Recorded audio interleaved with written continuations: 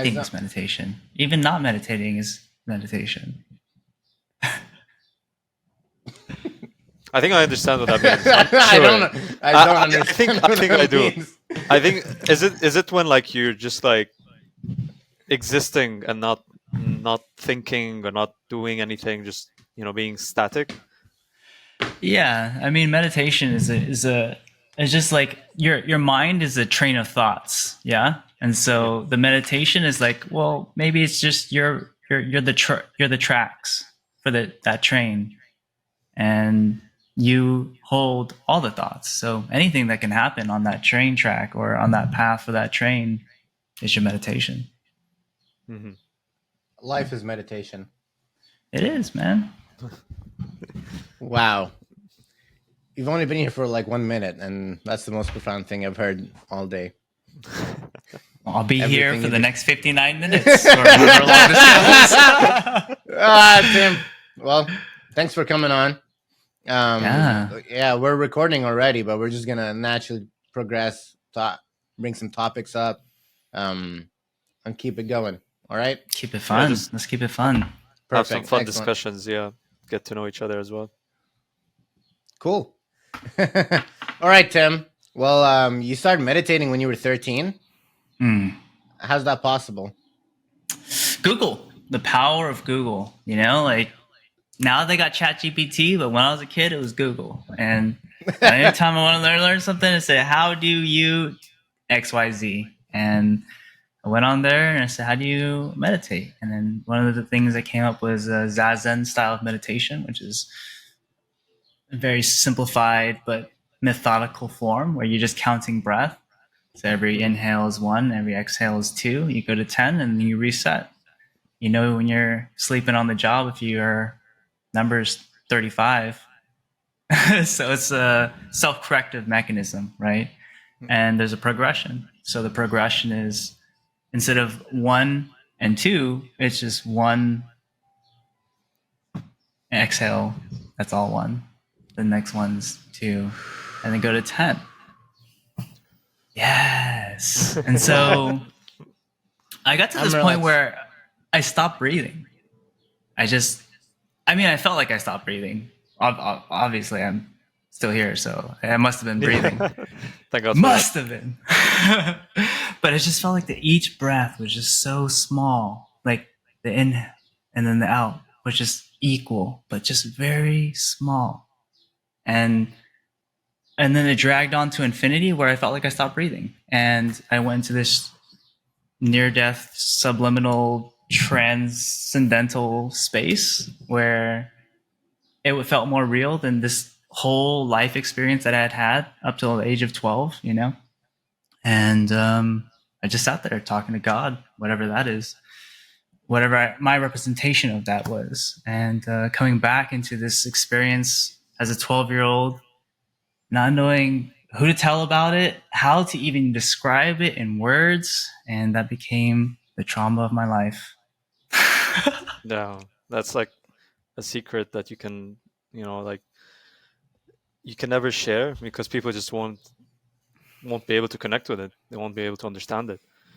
Yeah. But what I want to know is, what are the questions you asked God that when you were there? I was just like, why am I here?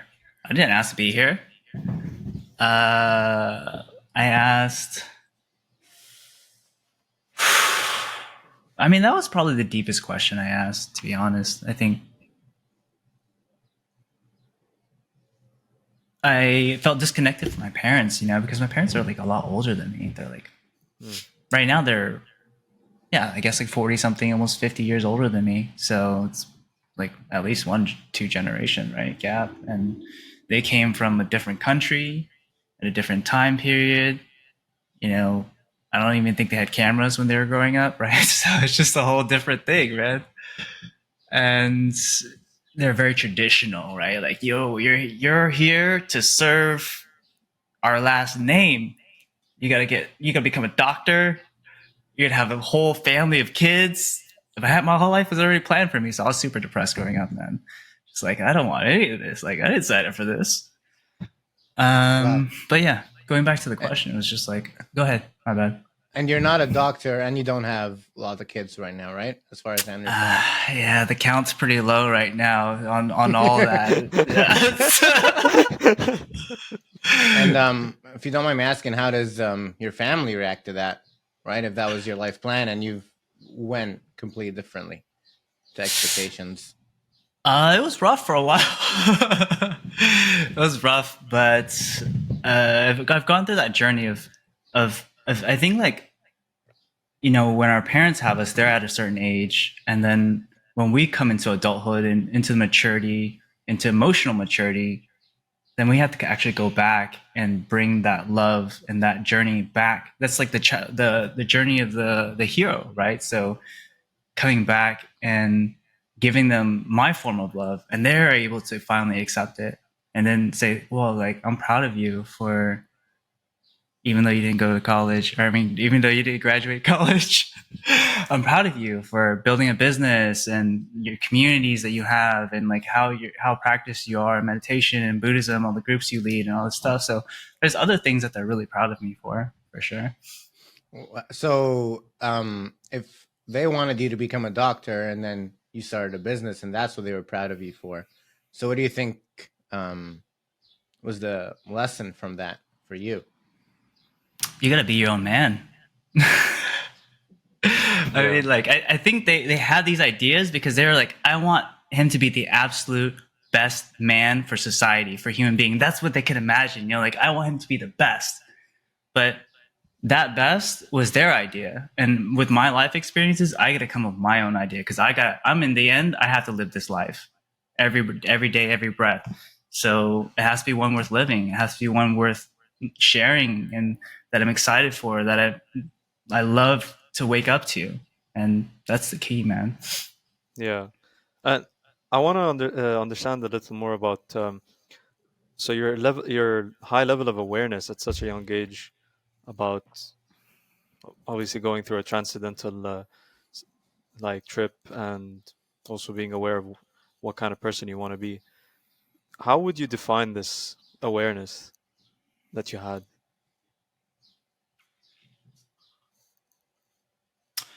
It was like I touched behind the veil of creation. Like, all of this is a veil, and I just peeked behind it for a little bit, and I saw, oh, well, this all feels really real. It sounds really real. It tastes really real. But there's something else behind that. There's something ephemeral. There's something that's been there through all existence and holds this entire experience. And I just got a very thin thread of connection to that. And that was what I began to explore, is this deeper knowing that, just like when in the beginning we talk about your mind is train tracks, like our lives, like this whole 3D, this time, we're all on train tracks, and what is holding all that together? And that's what I was really curious about, is behind that, what is containing this entire experience? Maybe we can call that God. I don't know, whatever it is. And so just really just deepening my connection, my relationship with the unseen, and sort of a level of faith in my direct experiences with it. Wow. And that's transcendence, right? How would you define transcendence? I guess that would be one way to define it. Going past the world we are right now and going in behind the veil, right? Mm-hmm. Let me ask you about ayahuasca. Sure. What have you learned from that?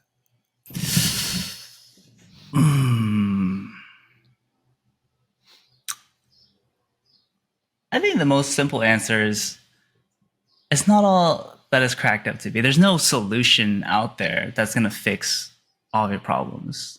There's no... I thought I was going through a transition in my life at that time of quitting a very well-paying 6-figure plus job and starting my own business. But I had no idea what the heck I was going to do. I mean, I had an idea, a faint idea. And so I went into that journey just curious if it could show me or inspire me to a future that I hadn't been able to see for myself. And it didn't do any of that. It was more like there's a message inside of you that only you have access to, but there's a journey that's required for you to access that. You have to earn it.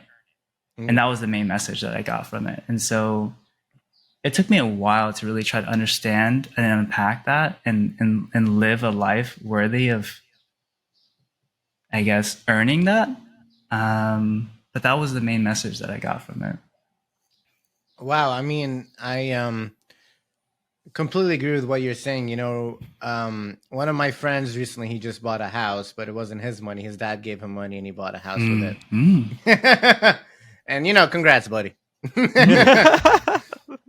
But the whole time I was thinking, if you don't earn the thing, then will you truly know how to take care of it or enjoy? And you know, I feel like today we're too worried about getting to the destination as fast as we can, but we forget that the whole point of the journey is to slay the dragon to get to the gold.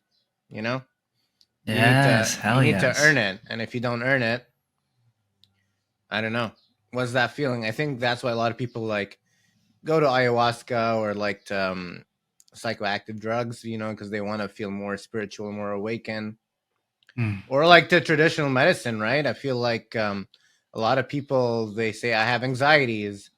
And so they just go to the doctor, they prescribe them some pills and they go and they take that, you know? Yeah. And I understand, you know, I'm empathetic to people and understand the world's complex, but I think that no, it is a journey. You know, of course you're anxious if you haven't trained yourself to be smarter than that. If you haven't trained yourself to be calm, to meditate, of course you're gonna have all these mental issues, right? I mean, Well, the I don't know. dragon is like getting stronger by the moment, right? If you don't have an eye on it. So I think that's the battle of anxiety is really, where is the dragon? Have you been looking at it or have you been looking away from it? Because it's still there whether you're looking at it or not. So right now it seems to me like you've been meditating since you're 13. So do you still have anxieties Never and stopped. fears and struggles? Yeah, exactly. You've never stopped. Has meditation been able to help you like keep that like in control? Or do you I even think there's struggle with it? degrees, you know, like everything, there's degrees to everything. And I could say my whole life has been the furthest thing from anything that I could imagine and conducive to a nervous breakdown or anxiety attack. I think, yeah, there's just like a level of presence, influence, and fluidity, and where like I feel like I have my fingers on the pulse of so many things that nothing is too far out of tolerance that it would just like shock my system. So what you're saying is you're multiple layers protected, I guess, from that kind of shock to the system, right? So what I are the think layers? so. Let's go into it. What are the different things you do to keep you away from nervous breakdown? I live in Los Angeles, dude. So every time I look outside, I'm dude, down the street from you, man. so we can relate, buddy. So every time we look outside, there are people having mental breakdowns, literally all the time. Yeah. Why though? What's going on in LA, bro? Like, can't people handle their shit over there? What's everyone's It's the just water. like fumbling around. It's the water over here. We don't have water, man. Bro, I Too think much fluoride. that Flint, Michigan water is spreading. That's how you cut costs, man. What are you gonna do? That's so awful. It's so awful because it's so true. You know, the more like you learn about like how to have a healthy mind and body, you see how much the world's working against you. Either the water, the air you breathe, the food you eat, the you know, the life stressors, right? Just the way we're conditioned in the whole world to be anxious all the time and to not live a healthy life. I feel like it's just an uphill battle to combat all that. You know, man, I think people are just like not focusing. They're just so distracted all the time that, they become lazy and slightly ignorant and not aware of what's actually happening to them. They just let themselves go. So yeah, discipline is really important there. Yeah, But I think you're speaking to that sense of disconnectedness, right? We're talking Yeah. about looking away from the dragon. Now you're looking at your phone, the dragon's still over there, and then now it's like spawning. There's like 10 little dragon babies that are all gonna be doctors. They're gonna kill your ass. Yeah, they just let their issues just manifest into larger things, like larger than they should be. So yeah, just as you're saying, the dragon is multiplying the more you don't deal with the actual dragon in the first place. You let it grow and fester, and then it has like a whole family, and then at one point you're fighting a hydra. I don't know how, but you just are. It's your worst nightmare. What is this World of Warcraft reference to? Right? This whole the dragon is farming as you speak, unless you don't. You get him, yeah, XP, just like building one up. So yeah, Tim, I've following up on my question. What are the things that you do to keep you from becoming like, one of those people that's having a mental breakdown? I think a nice practice I can say to wrap things very cleanly is a night and morning practice that I do. It's just called the most important question, and it's I got it from a book and from Josh Waitzkin as well.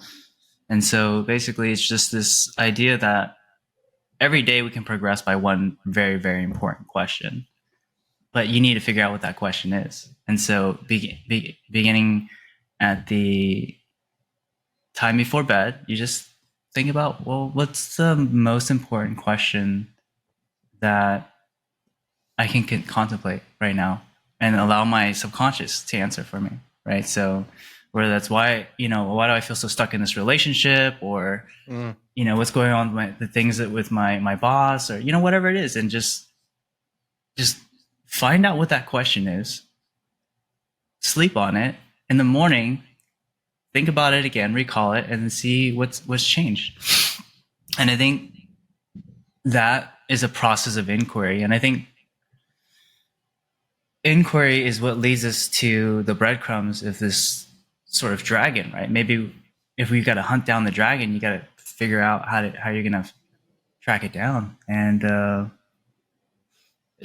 it doesn't really make itself obvious to you unless you're triggered. Then it's right in front of your face, and then like a phantom, it's gone. And so I think these series of questions or inquiry is the way to understand what's affecting your life, your quality of life, that's outside of your frame of reference, the blinders that you might have on today. And I mean, I think we all have it. Like even, anybody alive has blinders, because to focus, you have to defocus. And so I think self-inquiry, any practice of self-inquiry, I think is essential. Self-reflection. Yeah. What kind of questions do you think are vital that people should ask themselves when they're self-inquiring? Like maybe 3 top questions you think that maybe helped you as well. I think one is like, what do you want? Is a really easy one. Like, what is the thing that you want? Because we're values-oriented beings. Like, why did the chicken cross the road? Because there's something better on the other side of the road. There's a value there. That's it. I thought it was running away from KFC, man. That's like that's value too. That's value too, right? There's two kinds of motivations: away from or towards. Right? So away from is away from KFC, and towards is towards a better life. So there's 2 kinds. I love how much fun we can have on this together. So thank you for that. Anytime.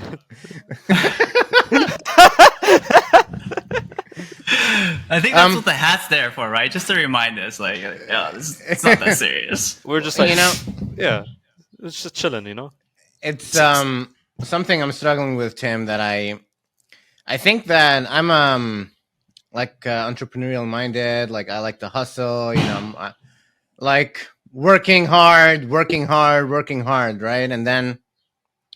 But then I also realized that, okay, working hard for what? So that one day I can just relax and then do nothing. So I can retire and then go and like go to the beach and just hang out, with the people I love. I mean, I can do that already right now, right? So why am I hustling so hard for? Yeah. What do you think about That's that? a really real question. What am I working so hard for? I think because part of you, I love these kind of questions because they're more grounded in what matters, right? And this is your life. But it's like you have one foot in the programming of what you're here to do, what you're supposed to do, but you have one foot outside questioning, like, if this is all going this way, what is all that for? And so I think that's the red pill, blue pill journey a little bit, right? Because we are, I don't know if you heard the theory of mimesis or like Rene, I forget his last name, but it's just like this idea that we only want things because other people want them, and they've been transferred into us because they're deemed as desirable. And according to him, this is the root of all conflict within ourselves and interconflict with each other. And so, very famous Christian French philosopher. He's now passed. I think that what I'm getting at is there are probably unevaluated assumptions that you have about what makes a good life. And I think the precipice of that is, well, what is this all for? And obviously, nobody can give you the answer except for the accumulation of your life experiences re-examined to that very focused effort. Say that again. Yeah. So you have the summation of your experiences right now. Mm-hmm.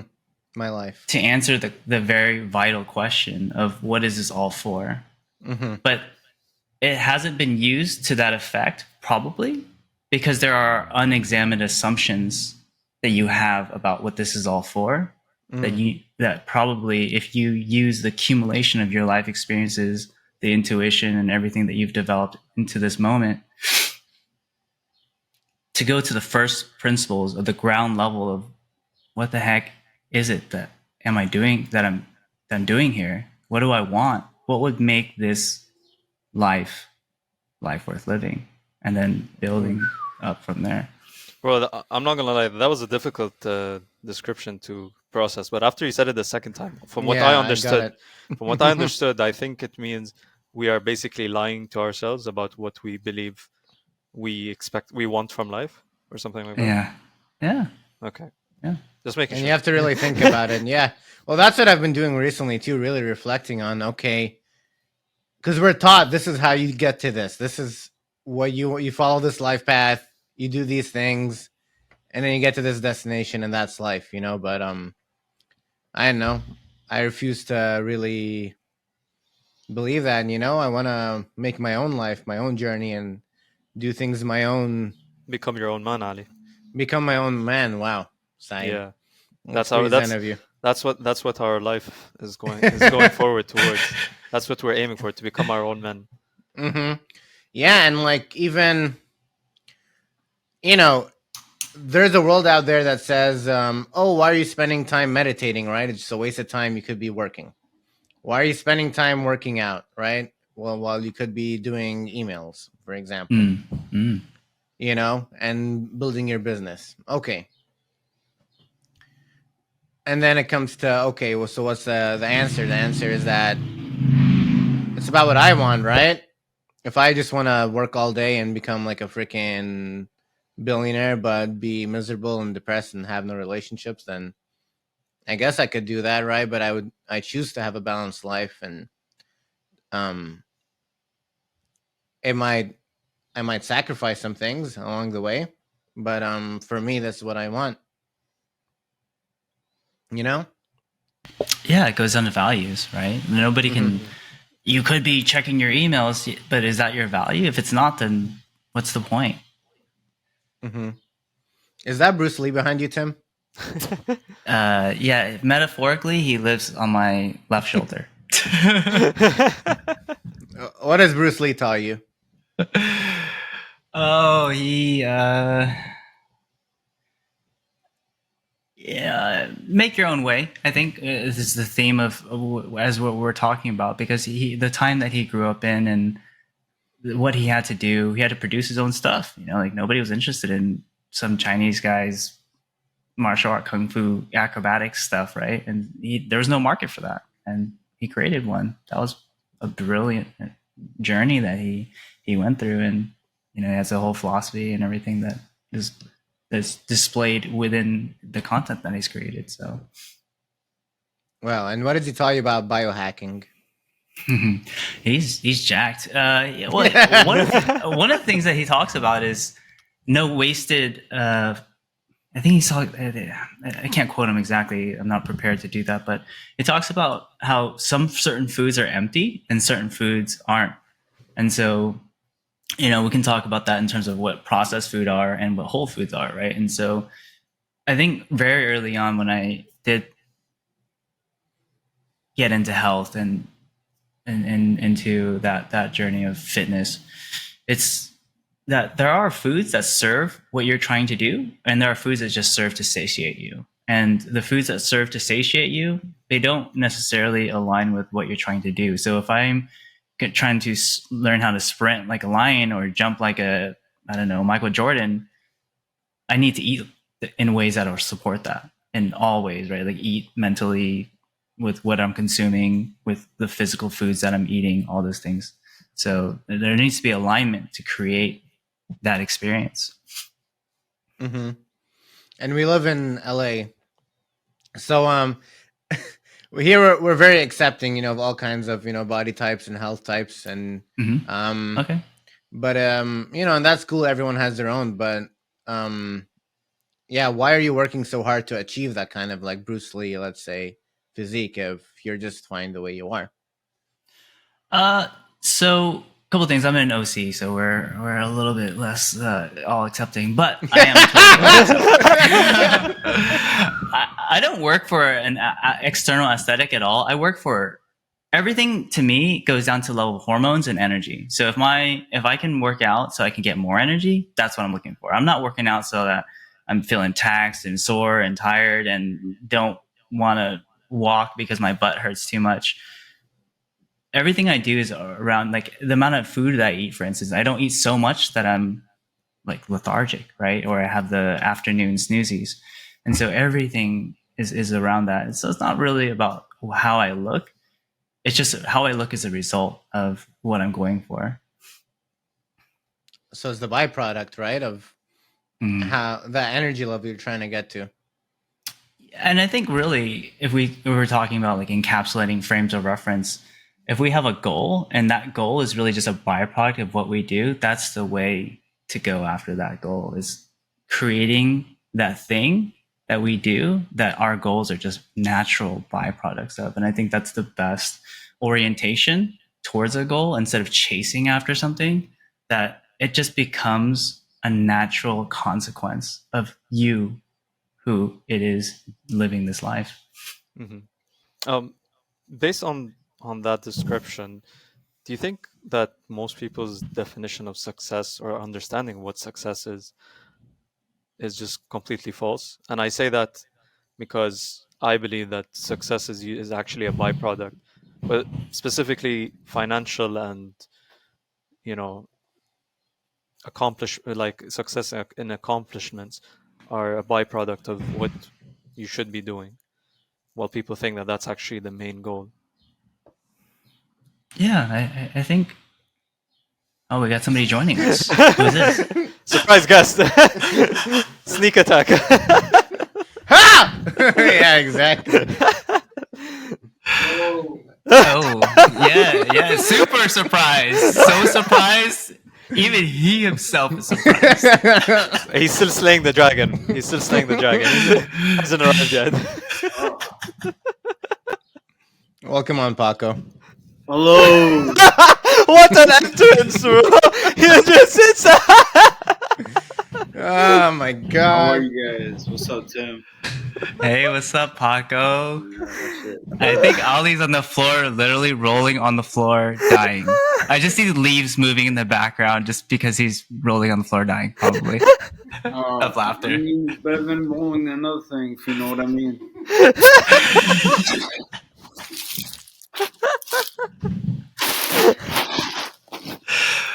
We're glad you made it here, though, Paco. We're glad you made it here. Oh my god. Yeah, he's literally getting up. Oh, that's hilarious. This is pure comedy. What are you guys laughing about? The physical comedy is on point here. Oh my god. How are you, Paco? All right. Let's carry on this podcast. Wait, bro, I need to process what just happened. This has never before happening event. Like, you know. Yeah, this is the first time this has happened. What happened? Welcome, Paco, to the show. It's good to have you. Great. Yeah. But How's your day been, bro? How's everything going? I didn't do shit today. Today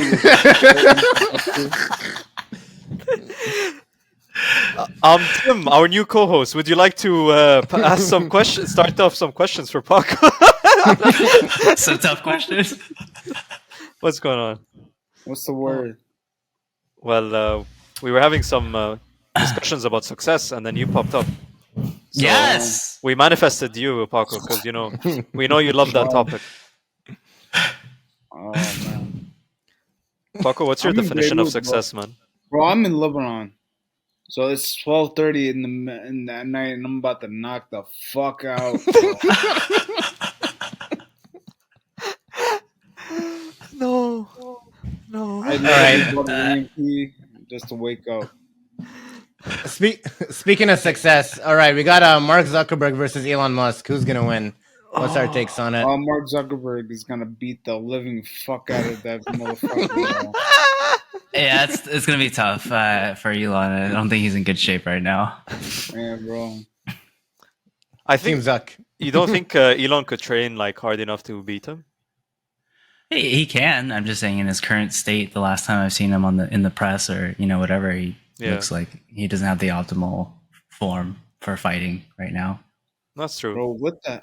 Sorry, Tim, but what are you sitting on?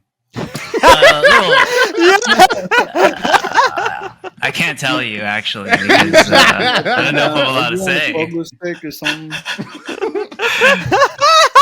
Am I on the pogo stick, or is the pogo stick? No, In hey man, what are you supposed to vote? But yeah, this guy hopping up like a rabbit. Okay. No. Tim. Okay, so you think Elon can't get in shape in time? I want to ask you about like training and getting in shape. Sure. Do you think there's like an age where you peak in terms of like physical, like strength and conditioning, or do you think you can keep getting better as you age? Right. Yeah, I think there's definitely a prime. So, our bone mineral density decreases after the age of, say, 34. Collagen production ceases after the age of 20. So there's a lot of things that stop happening. Doesn't mean that you can't prolong those windows or like keep those windows open for longer. But there is I think also, so like there's a physical peak, but I think there's also just old man strength, right? That's a real factor. And so what does that equate to? It's like part of the journey of fitness is earning. We were talking about earning things, right? Earning like entitled versus just earning something, right? And part of the relationship of fitness is earning the trust with your central nervous system. So there's the known phenomena of retard strength, right? And so I mean, sorry, whatever that strength is, but it's just like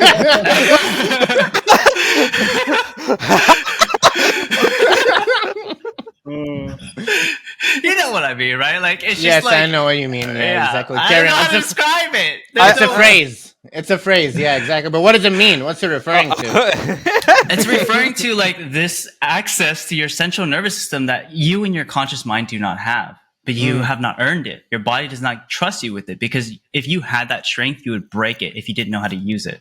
And so Wait. the journey of fitness is you're learning how to get that trust with your central nervous system. So your body's like, you know how to handle this much strength. And the amount of strength that you can have, you could break yourself. That's how much strength you have. Wait, so you're saying this strength? By the way, this phrase has not crossed this side of the ocean.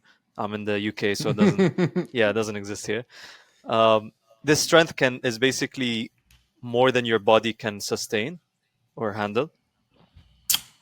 Yes, and I think yes. Can it grow? In terms of like, could you survive it? What's Though? that? Can it grow? I mean, you could break your own back, for instance, right? Like, there's a lot of, like, you could rip your bicep tendons, and then you'd never be able to use them again unless medical intervention, right? So there is, I mean, there's a reason why we have these physical limiters built into our central nervous system. But the more that you train, the more that you in your body develop that relationship where it's like, oh, I trust you with this amount of strength because you know how to handle it. You can wield this. And that's pretty much our relationship with life and destiny, really, as men. Damn. Learning to trust yourself, right? Yeah. So what you're trying to say is like any kind of physical limitation. Let's say I'm running and then I get tired, right? Let's say, for example, it's more that I can actually go a lot farther, right? Technically, but it's just that my body's shutting down for some reason. Is it protecting me, or is it? How do you know what the line is, right? Let's say I'm stretching, right? I'm trying to do a split, for example. How do I know how much is within my physical capability that's safe, and how much is my body overreacting by saying this is enough, or is it protecting me? What do you think? It depends on the parameter of time, right? So if you're running from something, then you have to, and so whatever thoughts that come up, that they're all irrelevant. It's life or death. And so that's one scenario, right? So, but in the parameter of training yourself to do splits and things like that, it's each degree of flexibility you get is earned through that relationship of trust that you have with your body. So if you forced it, your muscles would tear, because stretching happens through relaxation, right? And if you're tense and you try to stretch, you're just going to create tears. And if it's a good situation, maybe you tear a muscle. But if it's a bad situation, maybe you tear your tendon, or maybe you stretch a ligament, and you can't unstretch a stretched ligament, by the way. So that's right. So these are real things. So part of it is just developing an instinctive relationship with your body, where it's like, okay, this is the perfect amount. Let's stay here for just a couple of breaths, or whatever that is. And just, that is the process. Like a safety. So it's building tolerance in a sense, because whenever you stretch your muscle the limit, you're gonna feel pain, obviously, because the muscle is being stretched, and that's why they always say is like, keep doing the exercise until like you feel sore, or like you feel the muscle being like burning. People sometimes exercise like that too. It's as if you're feeling the gains that you're supposedly getting, and in a sense, you're building this tolerance to the pain, and at the same time, your body is transforming with the pain that you're getting, and today I was thinking about it while I was at the gym, because I was just like, because I'm starting to do different types of circuit exercises, and those really tire you out. And I'm just like thinking about the term pain is temporary, and like I finally understood what is like behind it, like the actual definition of pain is temporary. You're gonna feel this, and then you're gonna build a tolerance to it, and then you're just gonna push further and try to gain even more pain, and then build a tolerance to that until you just keep going and going, getting better and better. So this is a thought I was having today about that. Dude, that's an incredible thought. Thanks for sharing that. Wow. But it's a different experience when you talk about it versus like you felt it, right? And with that feeling, and there's an understanding that came with that. And it's hard to transfer what that is, but inside of you, that exists now. That's a thing. So that's amazing, dude. Yeah, and it's cool, like when you have the awareness about it, like you finally understand. You're like, okay, you just learned a new lesson about life, and now you can actually apply it because you understand what triggers it and how it works. Because in general, you're just walking aimlessly around, and then by luck you get this feeling, but you don't actually understand the source. So this brings up a question that I would like to ask is like, how do you identify sources of these kind of future lessons for yourself?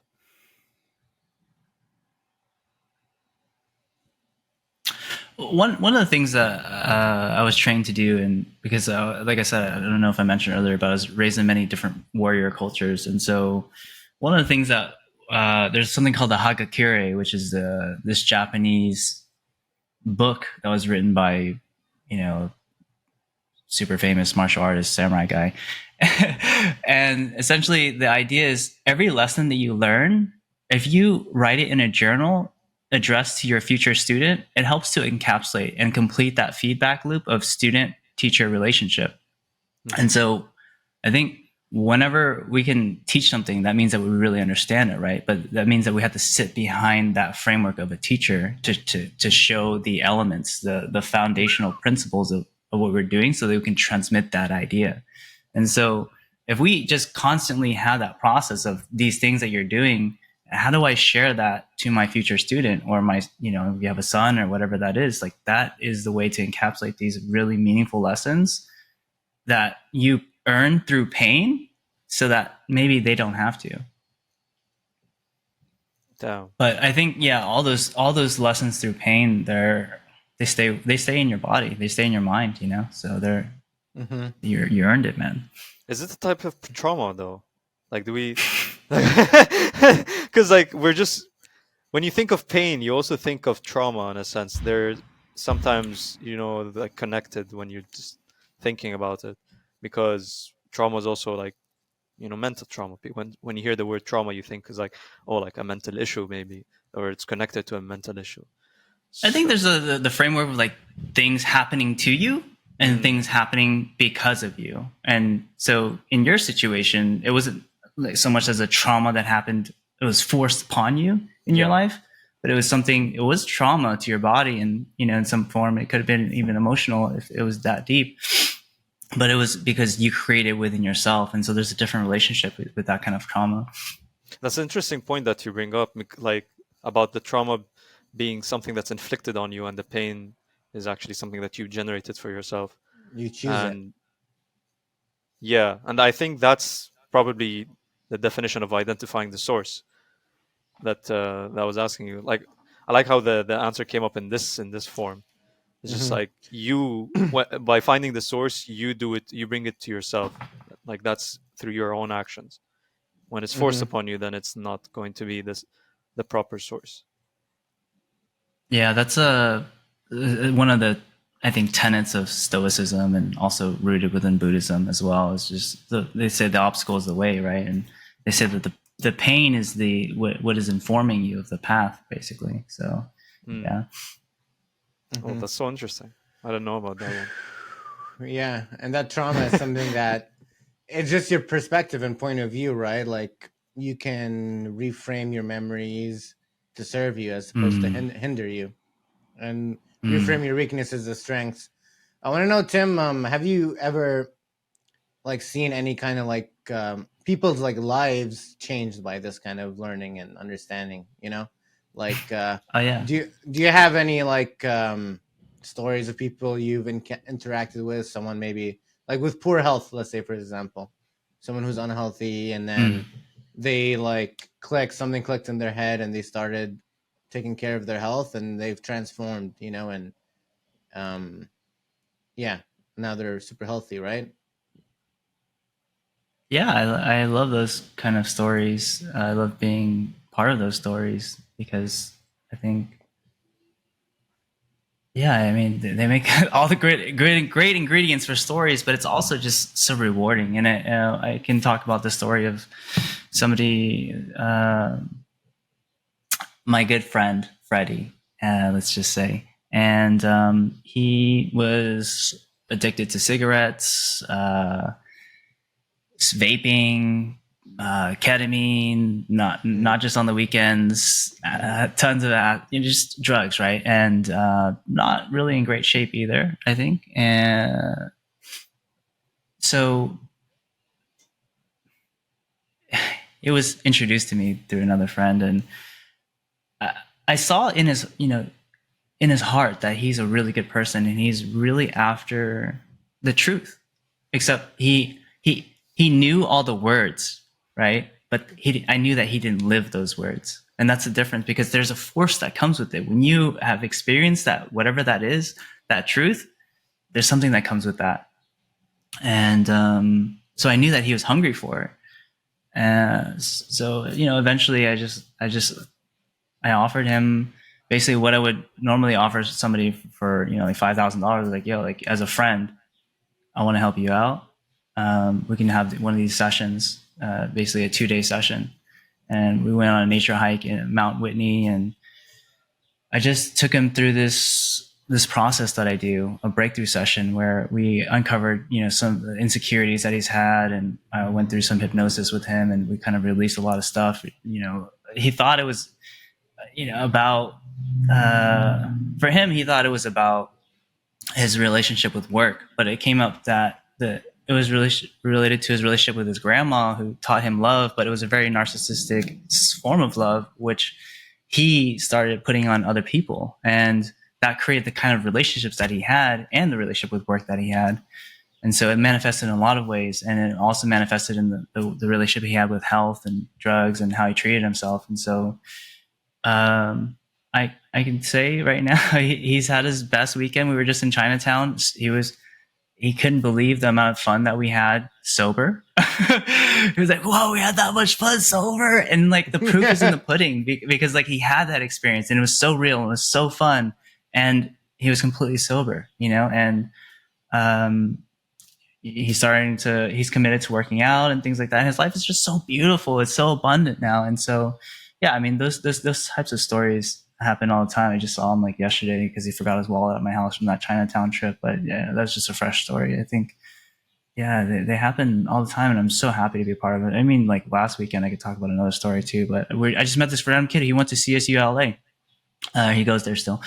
We got lost in this desert hot springs out in Apple Valley, which is like there's like 15 different pools, and they're all natural. And like you just got to hike 2 hours to get there. But we got lost for 5 hours because I was leading. And so we got to know the other guy really well. And stuck with each other for 5 hours. Yeah, no, we got lost for 5 hours. The thing still took 2 hours when we got back to point zero. So it was like 7 hours we were together.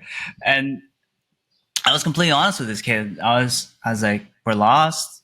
I don't know where we're going, but this is part of the journey. And, along the way, I was just sharing all the things that had come up for me. We're talking about earning things, and we're talking about like the physical aspect of like embodying knowledge. And he didn't understand it all at first because he's still young, he's like 22, 23 or whatever. And he has the upbringing that he has. And so towards the end of the trip, I saw a transformation in him. It was so beautiful. Like his confidence came out, and there's a sense of peace that came out. At the end, we celebrated, but hey, let's just meditate for 10, 15 minutes. I have no idea if he's ever meditated before, but he looked so tranquil. I doubt he's ever meditated before, but he looked so tranquil in the meditation. And then we had socialization experiences with a bunch of other people there, and we just kind of introduced him, and we didn't know anybody, but I was just extending that, right? That social credibility.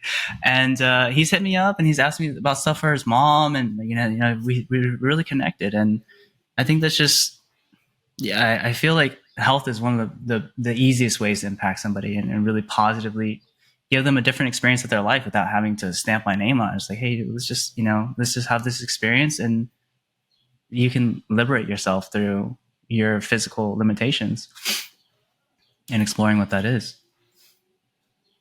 Wow. Yeah, that's an eye opener. It is an eye opener. No, for like to witness that kind of transformation is a very, very blissful eye opener. That is very true. Like I've like personally, I've done a lot of dumb stuff.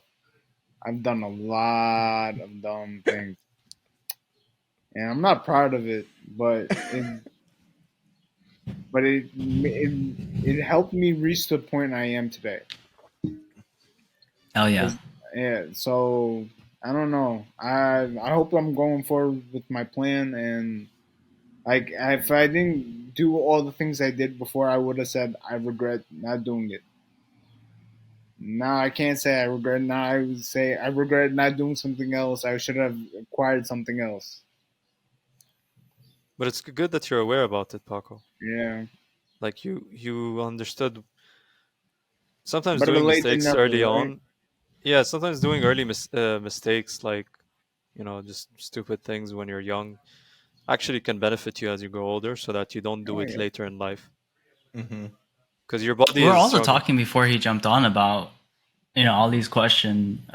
Just as he was reaching this precipice of what am I doing all this in life for, and I said like yeah, reflect on the accumulation of your experiences, and I think part of that is people get caught up on the things that they shouldn't have done, and they don't accept that as part of their story. Yeah, And so like you have all these negative experiences blocking you from all the wisdom of those experiences. And so if you remove those negative filters that you have on those experiences, like this is terrible stuff, like whatever, it gives you access to that treasure trove of experiences. Those whatever you traded your life for, there's wisdom in there. yeah. And so if you label it negative stuff, you won't have access to it. But if you kind of realize the gold that's in there and what it's for, like you have access to all that. I think it's just a strong feeling of guilt that we're, taught to feel whenever we make mistakes. It's just like growing up, you just feel guilty, and then you start hating yourself for making such mistakes because you should have done better or you should have known better. And that guilt just, stays festering in your head. And once you get over that feeling of guilt, or like just examine it properly, you can you can basically unlock that treasure that treasure co treasure chest of wisdom that you were talking about. Mm. Mm-hmm. And accepting the lessons that happened to you. We Yeah. don't have too much more time, Tim, but I want to ask you. So here we got a guy who's super meditative, right? You, Tim. The stereotype of meditation is someone like a Tibetan monk, no desire, just sitting there, just meditating 24/7, right? Mm-hmm. But you, like me and Said and Paco, you love money, and love working and love getting things and working hard to get money, Yeah.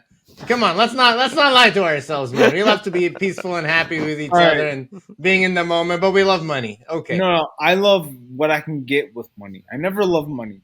Money's never been my objective. Money is what I can get with money. I love high priced items. Therefore, I have to have high price. I have to have money. If I want to buy, let's say I want to buy a Mercedes, it's not cheap. Therefore, I love money. To get the money, for me to get the Mercedes, I have to have the money. Bro, I'm down for a barter economy, to be honest. Let's try No, I am not down. that. What do you have to trade for a brand new 2023 E-Class? Oh, I don't know, bro. Sell your soul or something. I don't know. Yeah, I'll take like 3/4 of your soul for that, as it stands right now. Nah, but I don't need that kind of car, man. Like, what's the point of having all of these luxurious materialistic items in your life? Okay, It's just like, you don't like what? those things. You don't like him. Yeah, I love the engineering behind these kind of cars. Yeah, What they can do. That's how I feel inside these cars. Yes, the feeling is great. I have a luxury item, but it took hours and hours to perfect these kind of machines. okay. That's why I like them. Generations, even you could say, Yeah, because everything that was learned, for the years. I mean, you're talking Mercedes. We're talking about World War II here, so Yeah. all those things came into that too. Bro, to be honest, I That's just why want like a tree house that's, the size of a mansion. No, I'm this not the guy mansion. Okay. It's okay. yeah. Like the That's size good. of an You need a apartment. really big tree. The size of an apartment, It's like, yeah, a nice big tree house in the woods, like with a lake nearby. Chill, just like do whatever I want. Michigan. I see Michigan in your future. A move to America Very isn't affordable. with the water. Yeah, for sure. Not Flint, Michigan. This guy. Even more affordable if you want to go there. Oh, yeah, that sounds But nice. yeah, I'll answer all these questions. Like, I don't know if I truly grasp it, but I think there's a relationship that we have with money, and I think it's a very fundamental relationship that we should talk about for a moment. Because again, with chasing things, right, chasing goals, and versus it being a byproduct of what you do, and I think if we have the orientation that we're chasing after money, then we lose focus on, well, what are you trying to do in the first place, right? Like, what kind of life are you trying to live, and what kind of people are you trying to be around, who are you going to share it with? And so a lot of times maybe we work like 60, 80 hours a week, and we lose touch with the family that we're supposedly working so hard for, and the time with nature and just being at peace and stuff like that. And so I think if we look at, I joked earlier about trading your soul for money, and that's kind of what we do, though, right? Because our soul is the amount of time that we have on this planet, right? And then once it expires, maybe we reincarnate, or maybe there's no more. I don't know. And so the point is, there's X amount of time, and you trade that for money. And so how much of that are you willing to trade for the thing? Because there's only X amount of, you have a finite experience on this planet. And through the course of that, if you, I don't know, do a mathematical run rate, there's X amount of money you can make during that time. And so everything you're doing, you're essentially trading your soul, an aspect of it, to materialize something. Maybe it's a car, maybe it's a house, maybe it's a tree house. I don't know, but you only have so much of your soul to trade.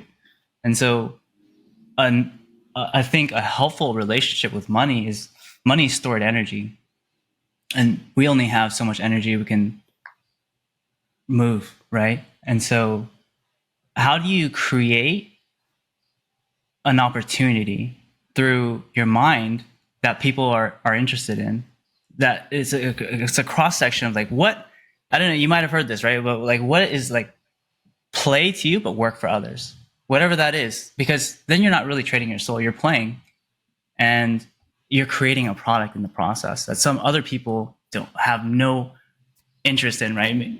I don't know, for you that could be like coding hell, right? Like, you don't want to code, but, or since nobody wants to code, but like for you just, every little punctuation or whatever, it's just making it elegant, it pleases and tickles your soul. And maybe that's your way of manifesting your life. And so there's a relationship. I mean, I could go into the whole thing about that, but I don't think there's enough time. So, Well, thank you for your time, Tim. Got to cut you off there. Just so Look, direct. I just hopped on It's this like- podcast. I don't know. Thanks for Tim. coming on, man. Paco, Yeah. thank you for joining on. Yeah. Ali, you're great. And Tim, thank you for being such an exceptional guest. You've shared some great wisdom with us, and I was just it's been like, a great space. yeah, just like the whole episode was just so deep, so inspirational, and I feel like a lot of people can learn from this, because I definitely have. And thank you for being on the show, guys. This is how we sign out. Thanks for having me. Salute to the camera. Pod. We're out.